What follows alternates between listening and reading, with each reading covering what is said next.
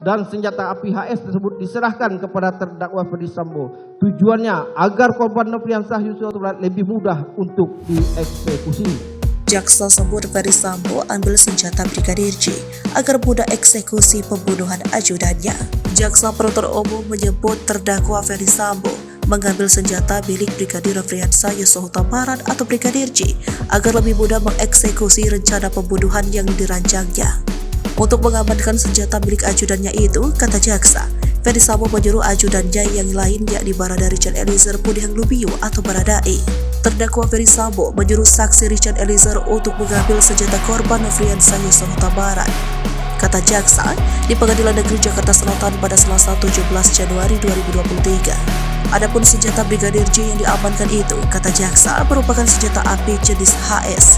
Senjata api jenis HS tersebut diserahkan kepada terdakwa dengan tujuan korban Nofriansah Yosua Huta Barat lebih mudah dieksekusi, ujar jaksa.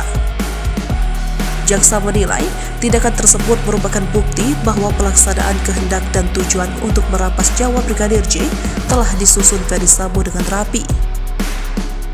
Terungkap dalam persidangan merupakan fakta hukum, ucap jaksa. Namun sebelum diserahkan kepada Ferdy Sambo, senjata HS tersebut telah disimpan lebih dulu oleh terdakwa Riki Rizal di mobil Lexus LM.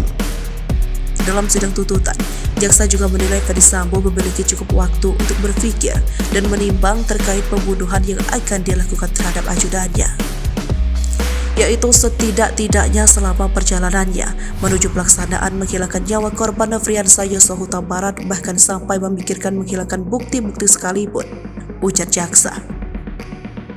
Jaksa juga menilai Ferdy Sambo telah memikirkan akibat dari pembunuhan tersebut.